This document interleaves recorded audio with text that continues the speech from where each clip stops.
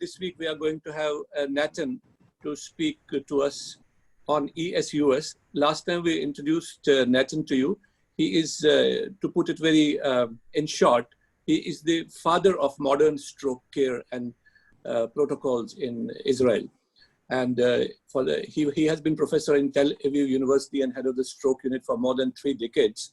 And in the last few years, since 2016, he's completely 24/7 involved in stroke care in Israel. He's chairman of the Israel Stroke Society, and he also is a very active member of the World Stroke Organization and has been its vice chairman for several years. So today evening, Natan is going to talk about a very important aspect of what we used to call cryptogenic strokes, or strokes where you don't have any etiology. And the commonly used word these days is embolic stroke of uncertain source. And so Natan is going to clarify our concepts about it. And at the end of it, you can all ask questions, and Natan will be happy to answer the questions. Over to you, Professor Natan Bornstein. Thank you very much, Shubhash. Dear friends and colleagues in India, I hope that you're all well. It's a pleasure to be here again this evening and to discuss with you the ESUS concept. Is it a valid concept? So we all understand that ischemic stroke is not one disease, and we have subtype of stroke, and today we deal with the cryptogenic stroke, which consists of about 25% of our strokes are unexplained. We cannot actually find the etiology.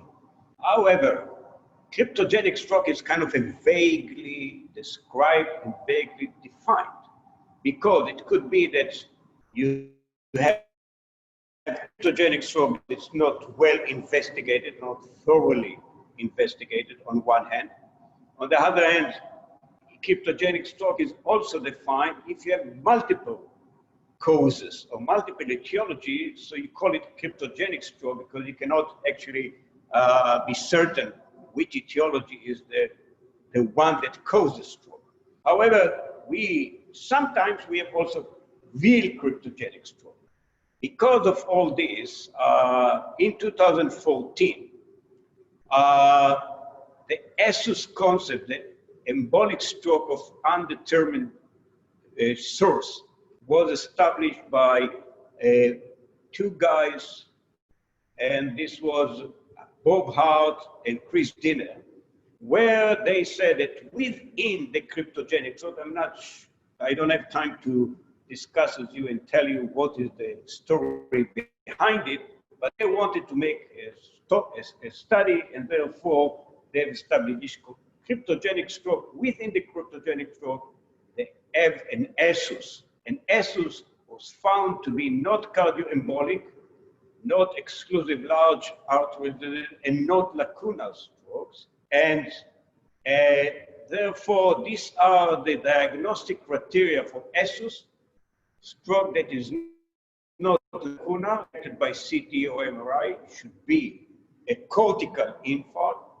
You don't have major cardiovascular or cardioembolic source of emboli, and should be absence of extracranial or intracranial atherosclerosis, which means more than 50% of luminal stenosis either in the carotid artery or intracranial, and no other specific causes of stroke. So ESUS requires a minimal diagnostic assessment, which I alluded to later. So of all the follows are required to confirm the diagnosis of the current definition of ESUS. Neuroimaging should exclude lacunar infarct. You have to do an echocardiography. This is one, and you have to also to do ECG and Holter monitoring for at least 24 hours, but not necessarily more than that, to exclude atrial fibrillation. You have to image the extracranial artery, and you have to have at least either angiography or cervical transcranial Doppler ultrasound. This is all. And this is the original article which launched in 2014. Without going further, these are the requirements to define ESUS, embolic stroke of undetermined source. And however, if you look at the potential causes of ESUS, you can see that also minor risk potential of cardioembolic sources could be the etiology of the ESUS. So not necessarily either atrial fibrillation, could be mitral valve, myxomatous valvulopathy, could be aortic valve, non-AF atrial dysarrhythmias and stasis, like atrial systolic and sick sinus syndrome, atrial structural abnormalities, left ventricle, all this, and also cancer associated, and covert paroxysmal AF is one of the causes. So it's not necessarily all the causes all the ESUS are AF. In patients with ischemic stroke, there often are certainty to because ESUS should be present in many low-risk potential sources of embolism. However, so the question is, what is all this buzz about the ESUS? In recent years, we hear ESUS, ESUS, ESUS all the time. Why this actually evolved in such a buzz around the ESUS? There are several reasons for that. First of all, based on the current definition of ESUS, ESUS has a substantial recurrent rate and accounts for around 1 in 6 ischemic strokes. If you look at the systematic reviews that were conducted in 9 studies, ESUS accounted for an average of 17% of all ischemic strokes. Patients with ESUS tend to be relatively young and experience mild strokes. If you look, there are less, mean age was 65 or less, and the average annualized rate of recurrence 4.5%, and the mean NIHSS is about 5. So what we're talking about, and this is just to show that the recurrent rate in 5 years is substantial, and actually it's similar to what we see in cardioembolic stroke. And it's even higher than lacuna or large artery. So this is one thing, sorry. And as I said, the question is whether ESUS is just a hidden AF strokes. This is basically the question that we ask ourselves. And if you look at and compare the usual AF stroke that we see every day in our clinic and our practice, you see that ESUS are younger, as I said, around 68 to 65 years old compared to 76 in the usual AF strokes. And ESUS are milder than the usual AF. We all know that AF strokes are very devastating, severe strokes with NIHSS about 13 or 15. Here we are dealing with a very mild stroke. The mean NIHSS is 5 only. So because of the high rate of morbidity and mortality after stroke, we know that we are talking about 4.5% to 5% recurrent stroke in ESUS. So we need to find a therapy to prevent this recurrent stroke. We need to find the solution for that. The current guidelines, if you look at most of the guidelines in cryptogenic, what we call non-cardioembolic stroke, is mainly antiplatelet. So thus, there is a considerable unmet need for further data on the use of anticoagulants in secondary prevention of ESUS. Because if ESUS is in hidden AF, then anticoagulant should be the drug of choice for secondary stroke prevention. Therefore, two big major studies were launched to to answer the question whether antiplatelets or not, or maybe not, are the drug of choice to prevent recurrent stroke in ESUS patients. The first study was the Navigate ESUS trial, and this is the design of the Navigate ESUS.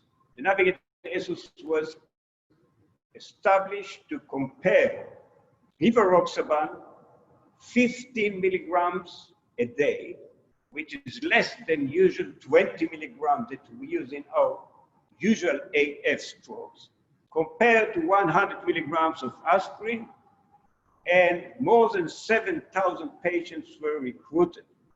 And these are all patients with stroke that was defined as ESUS stroke by the current definition. As I'm sure that most of you are familiar with the results, and these are the results.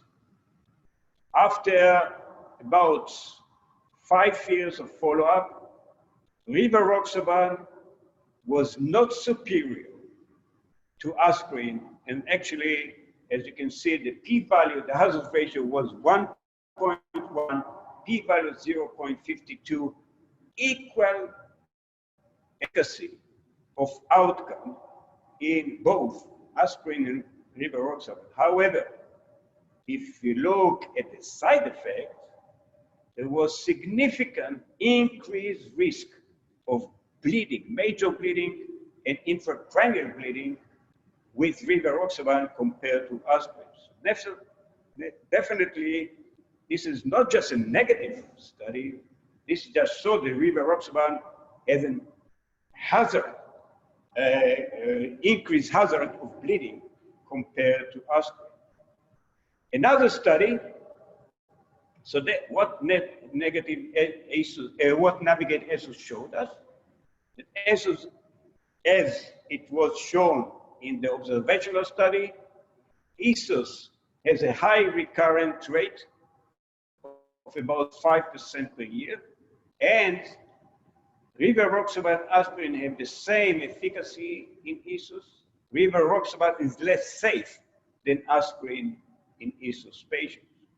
Another study is with almost the same design, was with the bigger trial against aspirin for prevention of stroke after embolic stroke of undetermined stroke. Both studies were, this study also was in the New England Journal of Medicine in May 2019. And the design, as I said, it was almost the same. There was rivaroxaban, the bigger one, either 150 or 110, versus aspirin in patient with stroke that was defined as ESUS. If you look at this, the results of this study, as you can see on the upper Kaplan-Meier curve, you see that there was no difference between aspirin and the bigger one. Although compared to the Navigate ESUS, compared to rivaroxaban, there is some kind of separation in the, after about 2 years or year and a half, which means that maybe if the study had the study been longer and the follow-up been longer, maybe we could see some significance in favor of the bigger one. However, compared to rivaroxaban, in this study, the bigger one has not shown safety concerns. So these are the two studies. So Navigate and Respect ESUS show that ESUS is not a hidden FAF. The concept and the assumption, the a priori assumption that ESUS is an hidden F was actually shown that it's not the same based on the results of these two studies. ESUS phenotype was confirmed. The phenotype that was confirmed, younger patients and milder strokes were recruited in this study. Ironically, if ESUS was hidden AF, the trial would have been positive based on the NOACs that we know. The NOACs, if the etiology is AF, we know that the NOACs are better than aspirin. So, and there is these two studies, and there is another study, ongoing study. As far as I know, the results are not yet. And this is a different design with apixaban, Eliquis, for treatment of embolic stroke of undetermined source, called the Atticus randomized trial. This is a very interesting study. This design is a phase 3 multi-center, national, blinded, parallel group, active control. It is open label 2x2 factorial design. And the objective is to demonstrate superiority of apixaban versus aspirin to reduce new ischemic lesion as determined by MRI. This is a neuroimaging study. The idea is that all patients that were recruited within 7 days after an ESUS stroke, they were given either apixaban 5 milligrams BID versus aspirin 100 milligrams OD for 12 months. And they had MRI at entry and 12 months later. And they count the new events, MRI events, and compare this aspirin versus apixaban. The sample size was calculated to be 500, and it's all done in Germany. I hope that we will see the results in the future. So just open your eyes and keep eyes on this Atticus, which is an MR-based study. So having said all this, what are the challenges in the current definition of ESUS? I think that the definition of current definition of ESUS is deficient. Who says that carotid stenosis less than 50% with a vulnerable plaque could not be the source of emboli to the brain? We know that ulcerative plaque, and we know that we can detect microemboli signals by TCD also with less than 50%. And less than 50% could be included of carotid stenosis or intracranial stenosis could be included in the current definition of ESUS. Aortic arch, which could be certainly a source of emboli to the brain, is not even accounted to in the current definition of ESUS. We don't need to image, and we don't take in consideration the aortic arch.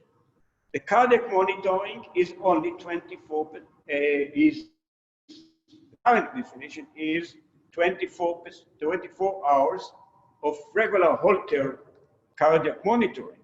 Is it sufficient?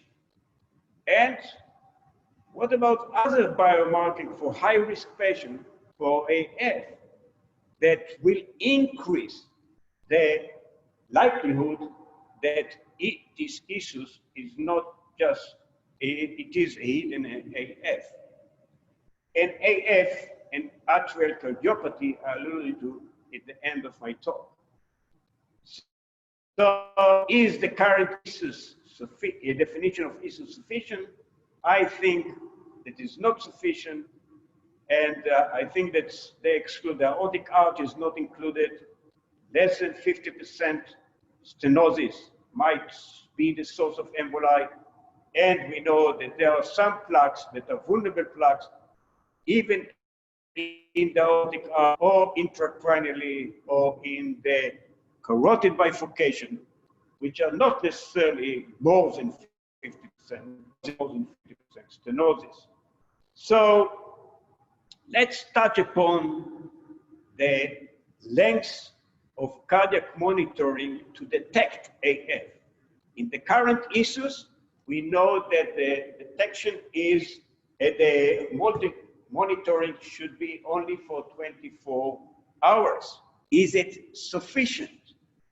Whether longer duration of cardiac monitoring, we know that it's associated with increased yield of AF detection. However, currently, there is, as of yet, no persuasive evidence showed us that prolonged cardiac rhythm monitoring of patients with cryptogenic stroke lead to reduced stroke recurrence. I'll show you immediately. All the studies were just to show that longer monitoring, the longer you look at it, the more you find. However, there was no clinical endpoints in all these studies. And the first one is crystal AF. Everybody knows it. This sample size was 441 patients, and they were randomized to either regular monitoring or to the refill implant, that is the ICM, versus conventional follow-up. We're talking about population age of 40 years with cryptogenic stroke or clinical TIA with an cortical infarct, CT or MRI in the previous 90 days. The primary endpoint was time to the first detection of AF at 6 months follow-up, and then you see also at 3 years. So these are the results. As you can see, if you look at 6 months follow-up, definitely they implement cardiac monitoring. The refill in this time was detected more AF, and the AF was defined more at least 30 seconds run of AF. So it was 8.9 versus 1.4. And as I said, the more you look, the more you find. And if you look at 36 months here, there was 30% detection of AF in those that were with the refill implement with the ICM, which means AF was more frequent detected with an ICM than with conventional follow-up in patients with recent cryptogenic stroke, and was most often asymptomatic paroxysmal AF, and most often asymptomatic and paroxysmal. So the question is whether we should do it or not. Let's discuss it.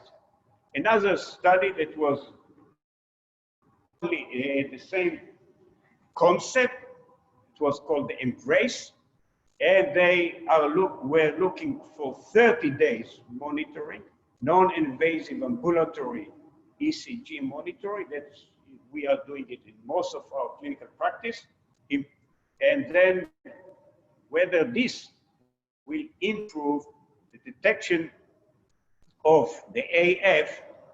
And if you look at the results, you see short duration ECG 0.2 and ambulatory ECG for 30 days detected 16%.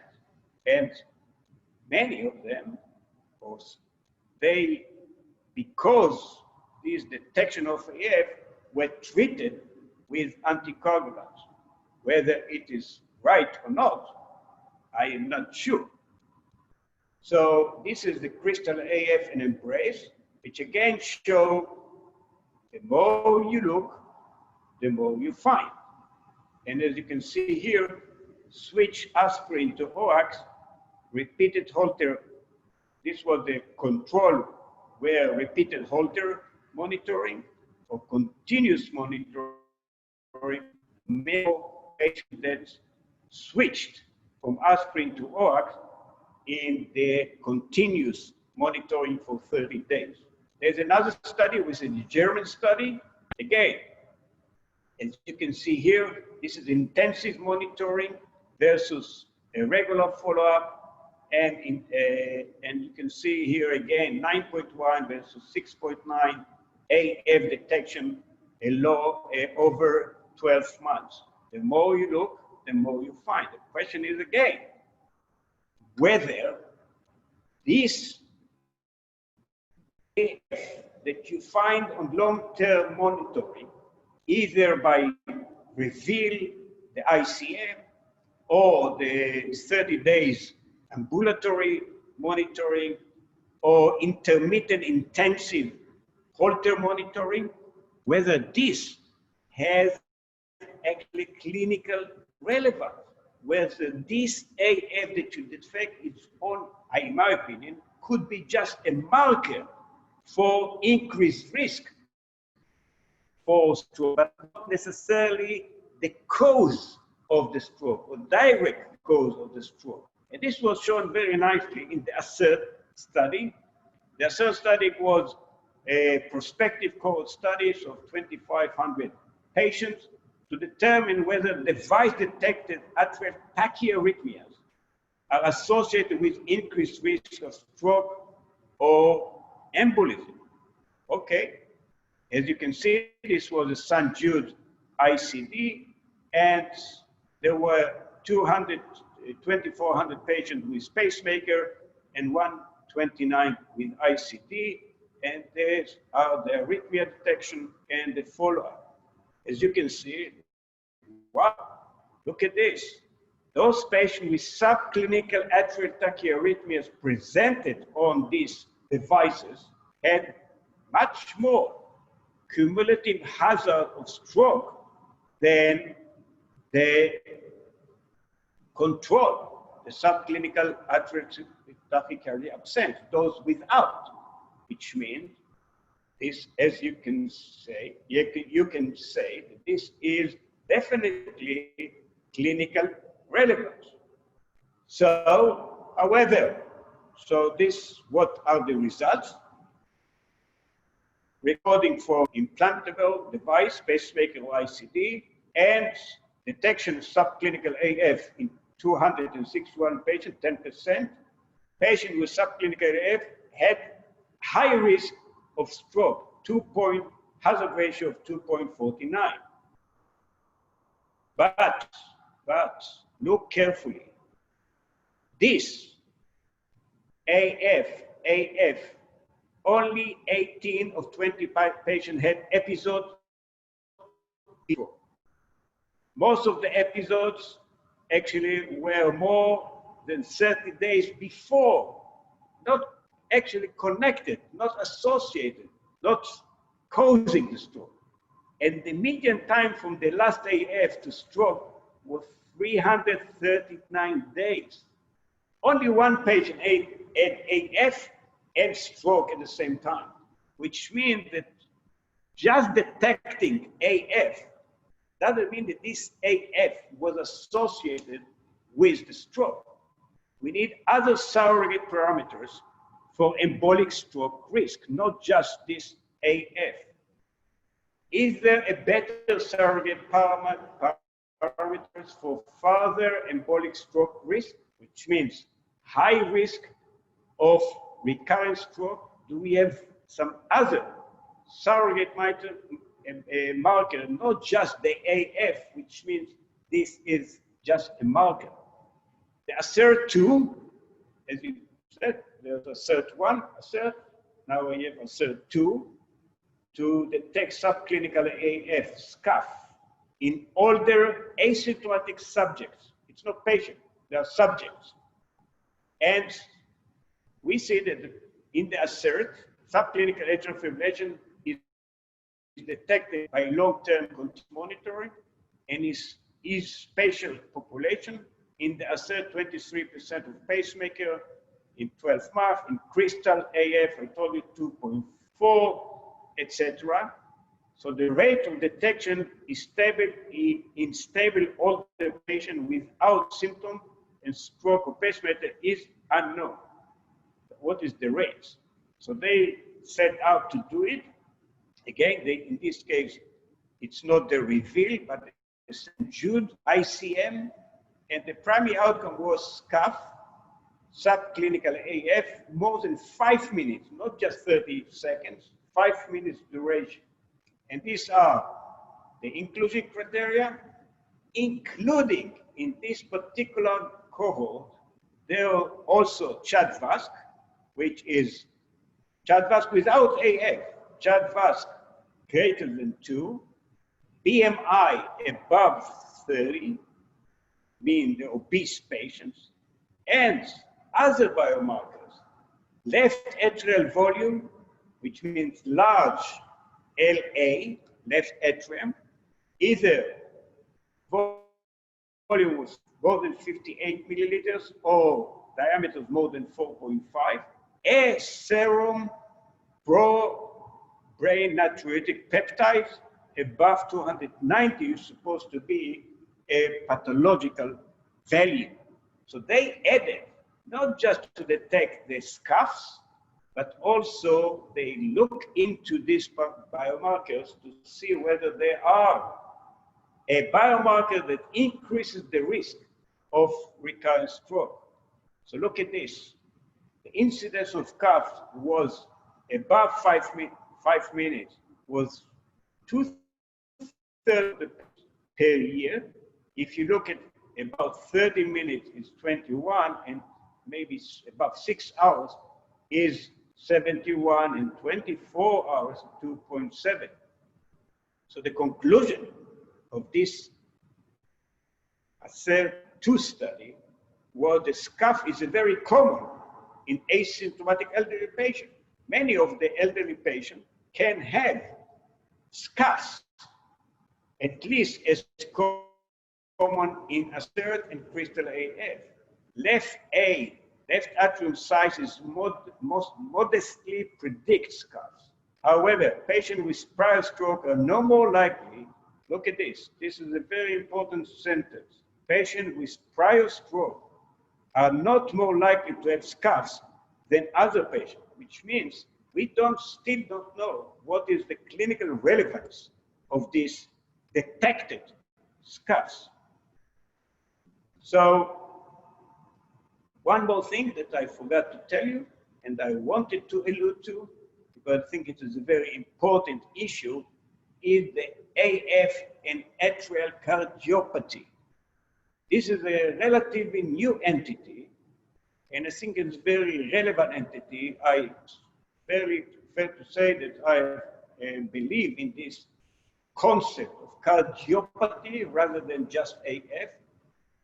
And as we already said, there is a poor temporal relationship between AF and the timing of stroke.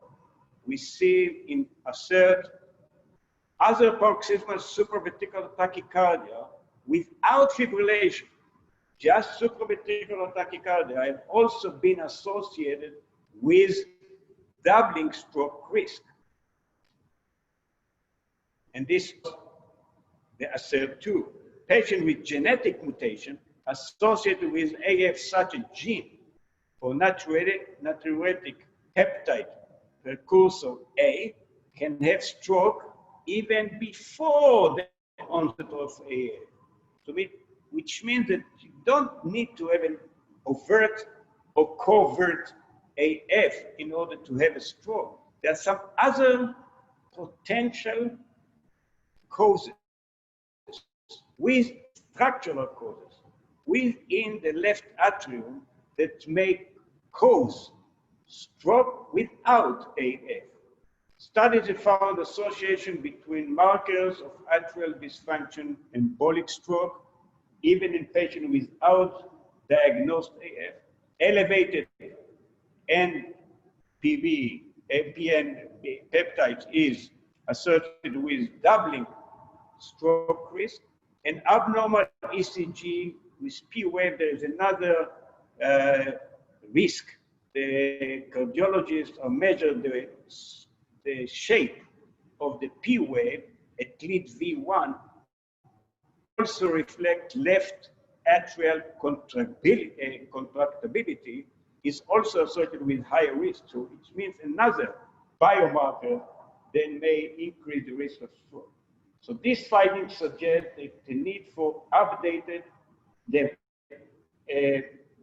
our definition and to include in our assessment and in our investigation also the atrial cardiopathy in patients with ESUS, those with embolic stroke to the cortical infarct with unknown etiology, but not necessarily you look for AF. It was shown by Navigate ESUS and by also by Respect ESUS that probably the NOACs are not better than aspirin. It's not necessarily that you are dealing with AF when you see ESUS. This is another study that is ongoing called Arcadia. I just wanted to be familiar with. And this is the atrial cardiopathy, an antithrombotic drug in prevention after cryptogenic stroke. It's a randomized control study. And as you can see here, it's a phase 3. And this case is apixaban to see whether apixaban is superior to the aspirin for preventing recurrent stroke in patients with cryptogenic stroke and atrial cardiopathy, as it was defined, as I've shown you in the previous slide. So the outcome is recurrent stroke. They aim to recruit 1,100 patients in the US and Canada, and they are still recruiting, and the results are pending. So facts and open questions that are still remain in this ESUS concept. ESUS patients are frequent, 17% of all ischemic stroke. They are young, than the usual AF patient. They have milder stroke and very high recurrent, 4.5%. Antiplatelet or anticoagulant for ESUS patients. AF is frequently detected after ESUS. However, causally related or not, we don't know. How can we know it? How long should we monitor the ECGs? All these questions are still pending, and we don't know yet the answer. So, in my opinion, if you ask me, should all ESUS patients treated with anticoagulants, many of the clinicians, the strokologists, they think that if you don't see the AF does not exist, therefore you should anticoagulant. I've shown you that AF is not necessarily a hidden AF, and therefore I'm not sure that all patients, maybe just selected cases with all these biomarkers that I've shown you, large LA, the natriuretic peptide, brain natriuretic peptide, and maybe this P shape of on V1 in the ECG. All these are markers for cardiopathy, atrial cardiopathy, and therefore I think should be paying more attention to that. So with this, I thank you very much, and I hope that I've shown you that the current concept of ESUS is not necessarily valid, and we should redefine and look back and just refine the concept of ESUS, which is a concept because there's a lot of recurrence, it's quite frequent, but still not very well defined. Thank you very much. Thank you, Natan. I think that was the most updated talk on the concept of ESUS. And I think we have learned a lot today. And many of our questions are your questions also. And I think it is the data which finally makes all of us very humble. And we have to be constantly updated with the data. I think that was one of the best talks. Ash, we are not hearing you clearly. Hello. Hello. Better. Yeah. Yeah. So can we take the question and answer? Can I request Deepak to start with the question and answer session and take up the question? Yeah. Hello, Deepak. Subhash,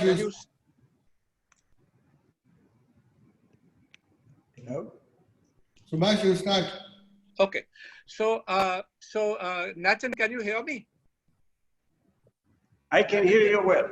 Yes. Okay. So we are going to start from the questions. In between, we'll put our questions, but we'll take the audience questions. Intermittently, we'll put our questions. So the first question is, many of these you have told in your talk. Maybe you can again reiterate those concepts. So the first question is, are there any biomarkers for ESUS? I don't biomarkers for ESUS. People are getting very much irritated with the I think that's... My idea is Just a second. I think it's better that the other will mute the before, because I see a lot of noise in the background. So I think that there are biomarkers, and I think that we should look more at the structure of the left atrium. First of all, I think that we started to do.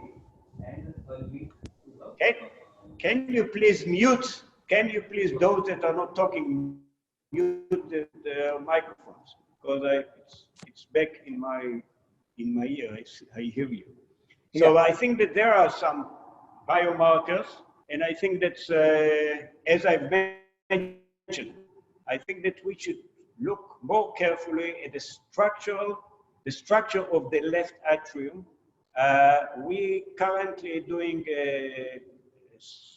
sort of more doing MR in those that we cannot find the etiology. We do MRIs of the cardiac MRIs, and it's amazing to find all kind of sources in the appendix and all kind of other structural lesions that could be the source of emboli.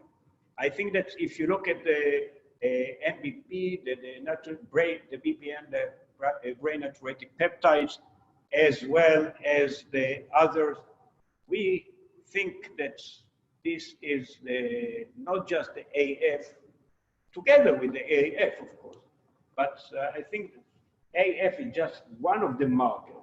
The other markers I've mentioned are still valid, and conceptually, I think that we should add it to our risk stratification of patients with ESUS.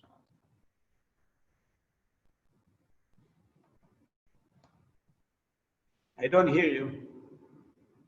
Subhash, I don't hear you. Can you hear me? I can hear you, yes. Deepak? Any other role of antiplatelets in ESUS?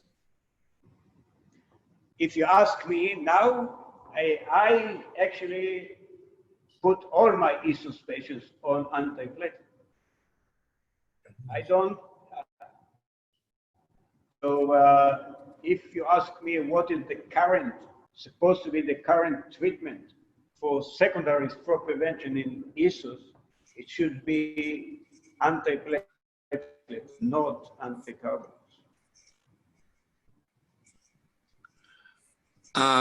Natan, can you hear me now? Yes. Can you use dual antiplatelet in the first 3 months, or will you prefer single antiplatelet?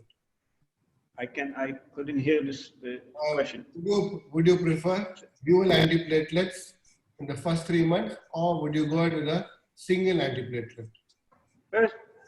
First of all, I usually prefer, if the stroke is a mild stroke, like as most of the ESUS are mild, I put it for 21 days. We discussed it in the previous talk. 21 days on dual antiplatelet, and then continue with monotherapy. Thank you. Yes, Subhash, go ahead. Yeah, Natan, what is your opinion about spontaneous echo contrast, or SEC, what we say? Would that also be taken as a biomarker if you just see some smoky appearance of the... So you would take it? Yeah, I would take it as a biomarker, yes. It is important. Thank you for pointing this out. SEC is also a biomarker of increased risk of intra-left atrium clots. So would you put such patients on oral anticoagulants if you find SEC in any patient?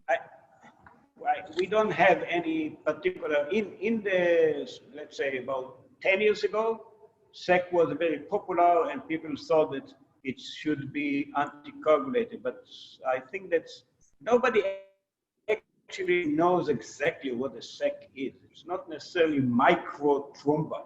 People thought it's microthrombi, but I think that the concept currently that we still don't really know exactly. So anticoagulants are not indicated just if you see just SEC in your echocardiography. Okay. Natan, there are a couple of questions. This is about the duration of the Holter monitoring. So can you tell us something about, you see, there's a question of economics also in a country like India. So as you said that people have done it as long as 3 years, but for a practical thing, when should we give up? Should we keep on doing it every monthly?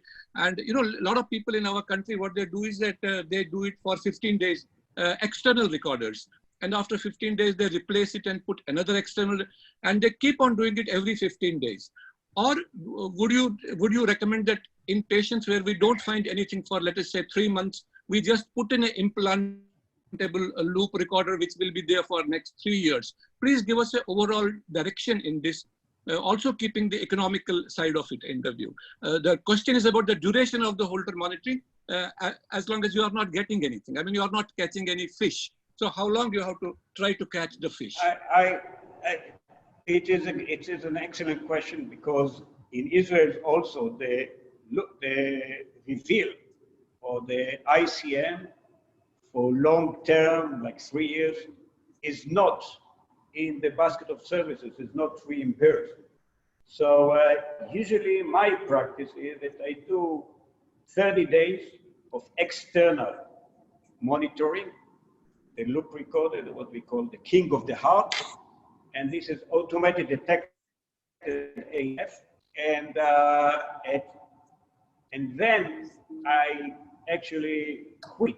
I don't look further to detect AF. There's several policies and several kind of procedures. Some people do it for 10 days, and then they, after 3 months, they do it another 10 days, another 6 months, another 10 days, or 15 days. But again, the question is whether if you detect AF, it is necessary the cause of the stroke, and therefore we currently don't have any kind of firm evidence to show that even if you detect AF, like it's a very common in elderly to detect AF. Yeah. All of us can have AF, Scaffs. but not necessarily the scuffs, but not necessarily you have to put the patient on anticoagulant. As long-term anticoagulant is not an innocent drug. They actually carry hazard of intracerebral bleeding, major bleeding. So I think that if you have 30 days, it's enough, unless you have any other biomarkers. Like if you have a very large or you took on the Holter, you see 2,000 of atrial premature beats. All these actually are increasing the likelihood that this patient might have an AF, and therefore maybe anticoagulants in this patient should be considered. As I say, these are the subgroup of selected patients that I may consider anticoagulation, but a very small amount. So Natan, in your routine practice at this point in time, you are not going for implantable loop recorders. Not in, at least not. No. Okay. It is also not. It's not reimbursed in Israel. Yeah. So maybe next year we can have a debate on this. Should we have implantable recorders or not? Because okay. What do you think? What do you think? No, I think it is not practical. I think it is not practical as of now. That's why I wanted to learn from you. There are ones which come on the surface and you can keep it on the top end. Which yeah, they are external ones. That's what Natan is saying. That he puts for 1 month. I'm talking external ones, yes. For 30 days, external one. That's what we do in our practice. What do you think about iPhone? What about iPhone? I mean, I watch. Again, we don't have any study that have shown the clinical relevance of it. Outcome. This study was just done on this iPhone that's again, the more you look, the more you get, and the more you find. But whether this has translated into clinical outcome or outcome of the patient, we still don't have any data. Maybe in the future we'll have. इतने time के लिए नया domain खरीदना. Hey, who's speaking? Hello, there's somebody in the background. Natan, can you hear me? Natan, Yes, can you hear me? Achha, Natan, there is one more thing there is one more important question which arises is that many times the cardiologists tell us, which you also said, is that they are saying that these atrial tachycardias are also potential causes of stroke. So they are also kind of, as you rightly said, they are surrogate markers of AF. So the question is, do you anticoagulate them in your practice when you don't find frank AF, but you find these runs of atrial tachycardias? Do you anticoagulate them or not, is the question. Only paroxysmal atrial. I do look for real atrial fibrillation. The only data that we have, I know that the scuffs are a very hot topic nowadays, and the cardiologists do think that this is related to stroke. But I think that I tend to say that if I have some other, hello? Yes. Can you hear me? Yeah, I can hear you. Hello? Yes, yes. Please go on. But if I have another kind of biomarkers, like a large atrium, etc., then I tend to say, okay, go for it. Okay. Now there is another burning question being asked by one of the attendees, that if despite dual antiplatelet, a patient gets a recurrent stroke in a patient of ESUS, then would you give him rivaroxaban and aspirin together? I think that if you have an evidence on MRI that these strokes are not lacunar and they one time is on the left and then on the right in different territories, and it's very kind of suspicious that this is the cardioembolic stroke, I may put them on the low dose of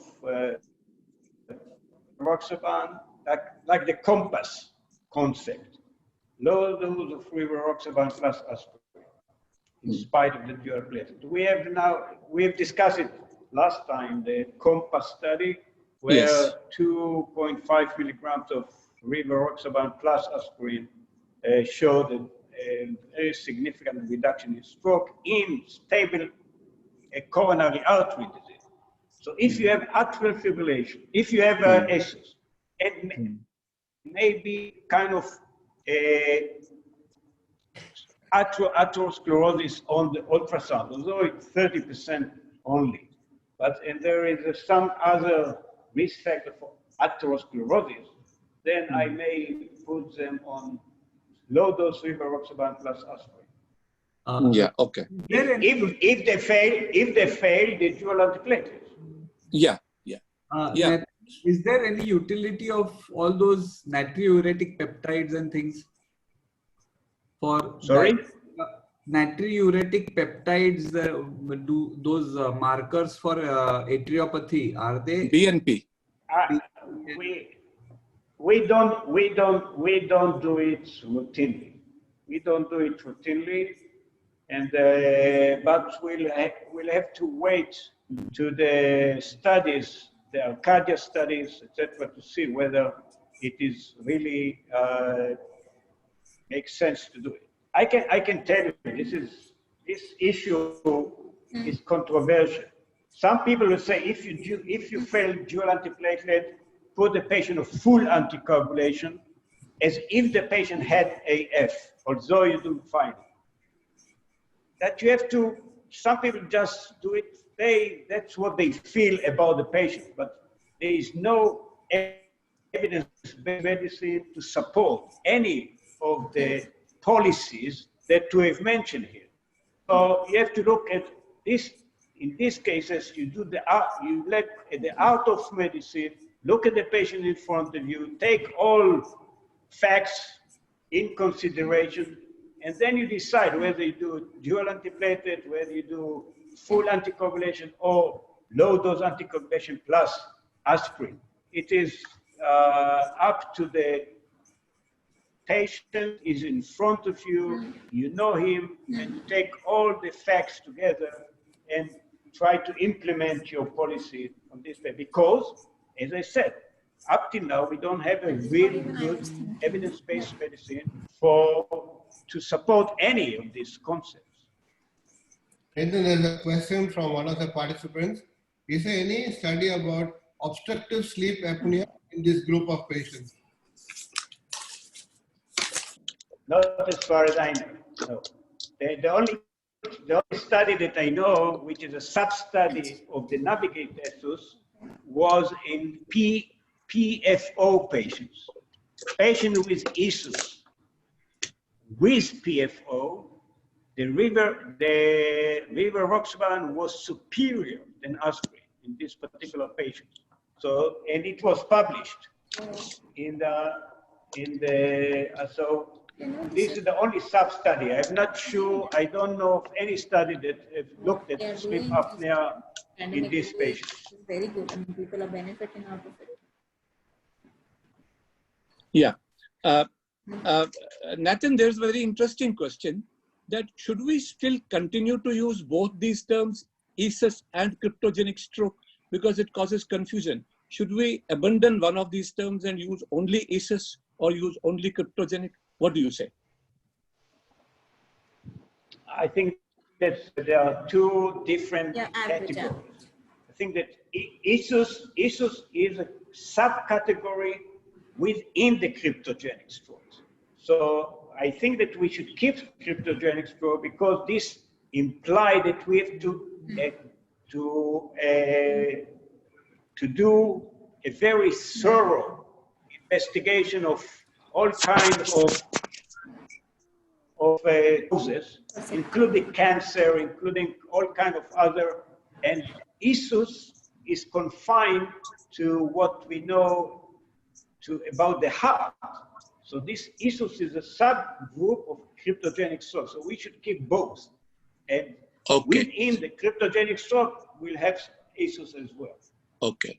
Presumed, it's a presumed cardioembolic, according to you. Yeah, presumed, now, exactly. Now, the other question by Dr. Gautam Kale is that as per 2014 criteria, transesophageal echocardiography is not mandatory for the diagnosis of ESUS.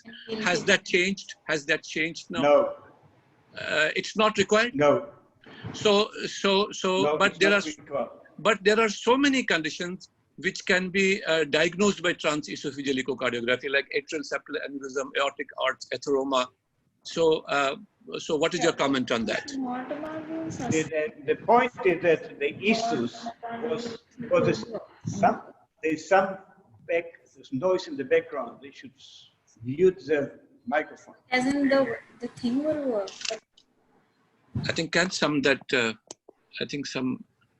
one mic is on. Please put it off. Tell Yeah. that this one. Please go on, sir. So I think that's the ESUS concept was established to be very practical and the minimal diagnostic procedure to be done. Hello. It was actually, the story is that Bobak and Chris Dinner went to the FDA and wanted to do a study on cryptogenic stroke. The FDA told them, but you don't know. Cryptogenic stroke is vaguely defined. So they went back, did their homework, and come back to the FDA with the concept of ESUS. So currently, the ESUS is not to define ESUS. We don't need a transesophageal. But of course, we do transesophageal, and then it's not an ESUS anymore. Because if you find a PFO or some other pathology, so it's not ESUS, because as I mentioned in my slide, there are many other causes of ESUS, and not necessarily AF. So if you do a TEE and you find valvulopathy, that may be the cause of stroke, you find vegetation, like Nathan, can this there's some noise. pediatric population? Sorry? Can these strokes occur even in pediatric population? ESUS? No, the ESUS was not tested in the pediatric population. No. So the ESUS, they are younger than the usual AF, but not children. Natan, one of the questions you have already answered is that MR angio can be done sometimes in ESUS for looking at the left atrium to look at conditions like atrial fibrosis and all. So that question has been answered by you. Now, another question is also very relevant and pertinent, is that what are the criteria for labeling atrial fibrillation to be significant in terms of duration and in terms of number of events, let's say per week? Are there any criteria? Because some people may be having just for 10 seconds or 20 seconds or only once, as opposed to somebody who has 5 times. So in terms of number of episodes and the duration, what are the criteria for taking it, obligatory? There's no consensus. There's no consensus about it, but the first ones started with 30 seconds at least. Now we look at cumulative 6 minutes. That's 5 to 6 minutes. Cumulative runs of atrial fib.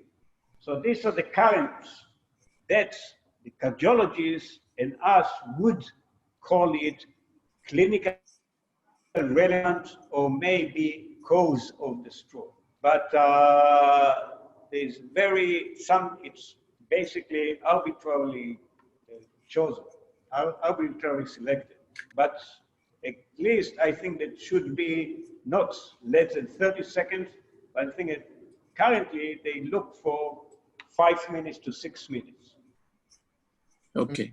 And from Umar, he wants to know if you do DSA in all strokes whom you suspect ESUS, cerebral DSA. Cerebral DSA, no. Thanks. We do CTA or MRAs, but we don't do DSAs. I think the current advanced neuroimaging and non-invasive neuroimaging is good enough to detect severe stenosis that may cause the intracranial embolic artery-to-artery emboli to cause the cortical strokes. But we don't do DSA. We hardly do DSA. How do you think is the best way to image the aorta for aortic plaques? Sorry, again? What do you think is the best way to image the aorta for aortic plaque? See, the best way is EEE, of course. This is the best non-invasive technique to detect the ascending aorta. Otherwise, MRA or MR is the best way to do it. There are specific MRIs that can identify the arterial walls of the aorta to detect plaques. Mind you that the plaques that are considered to be associated with stroke is those that are protruding into the lumen for 4 millimeters and more. This was shown by Pierre Amarenko in his pathological autopsy studies. So and this is enough to see on MRIs. Thank you. NTEs. So, Natan, there's a difficult question. It's actually not ESUS, it's about cardioembolic stroke, like atrial fibrillation. If you find atrial fibrillation, then which anticoagulant you prefer out of the three, apixaban, rivaroxaban, and dabigatran? These are Can you all. answer that? No, I don't have any preference. I think that it's as usual. It's up to you to decide which one you feel like more safe, because the efficacy is, there was no direct comparison between the three of them. If you ask me, each one of them is equally good, and basically the safety depends on the comorbidities. Patients, for instance, we know the Xarelto, the rivaroxaban may cause more dyspepsia and GI problems. The apixaban is better for those with kidney disease because it eliminates mostly less than the other from the kidney. So you have to take all this together in consideration and to choose what we call personalized medicine for the NOACs. And each one of them is based on the properties of each one of them in a particular patient. But I don't have any preference. No, but the availability of antidote to dabigatran, would not that determine your choice? Because the antidote for dabigatran, at least in India, we have antidote only for dabigatran. We don't have antidote for other two. What about Israel? Do you have antidote for apixaban and rivaroxaban available? We don't have it yet, but as you know, it was shown that it is available, and it will be available very soon, and for the others. But I can tell you basically that it's not necessarily one of the major considerations to pick up the dabigatran rather than the others. As you see, the rate of intracerebral hemorrhage or major bleeding that you need the antidote is not very, very high. But definitely the antidote that currently is available for the dabigatran may have an advantage for this small percentage of patients that may have a major bleeding or intracerebral bleeding. But otherwise... And I have a question. What would you do for a patient? But just to say that it was shown in the ISC, they've shown us that this the Anexadet alpha will be available very soon and to everybody and everywhere. Really, I want to know, what would you do for an adult patient who's planning pregnancy, and what happens after delivery for breastfeeding? Would you continue apixaban? NOACs in pregnancy and after? And during breastfeeding? Better not.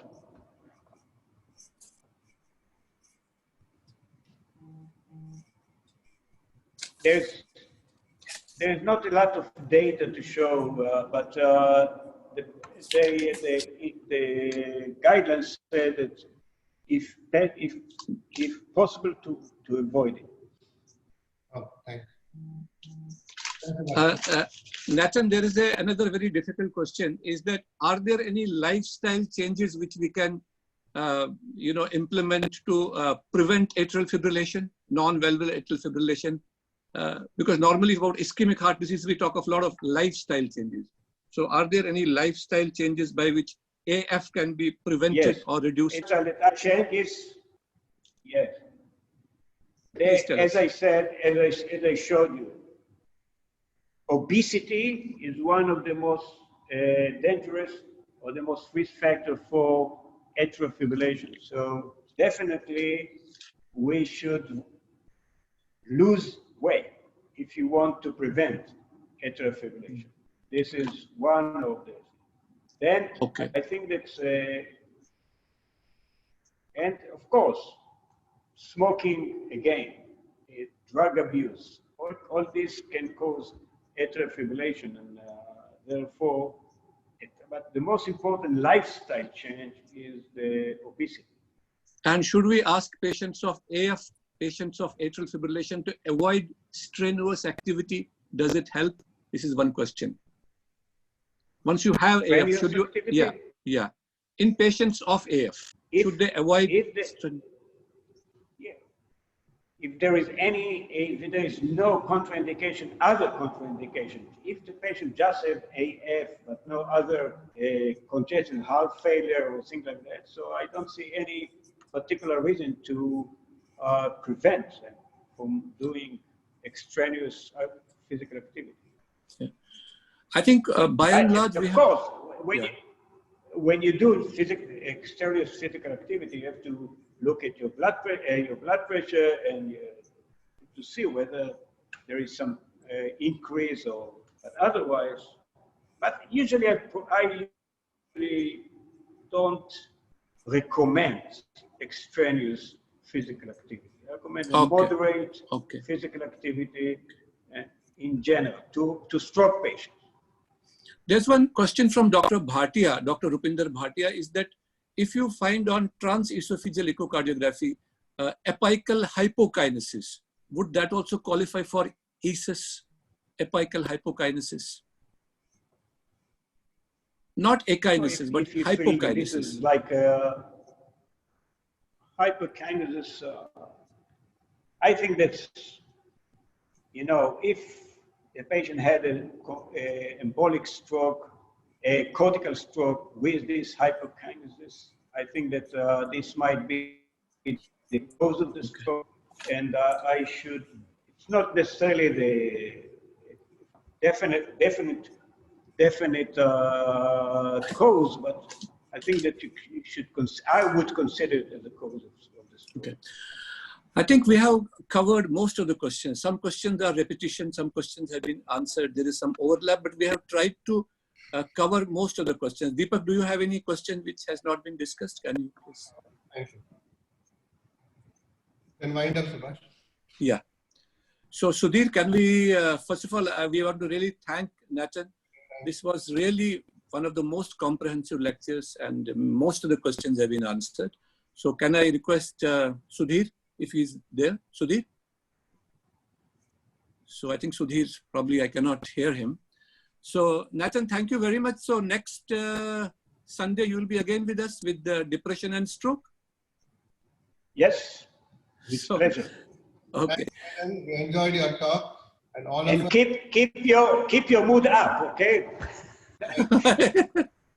Thank you so much. Okay. Yeah. Thank you, guys. Thank you. A pleasure. Thank you, sir. Thank you. Bye. Thank you. See you next week. Thank you. Bye. Bye. Bye. Bye. Bye. Bye.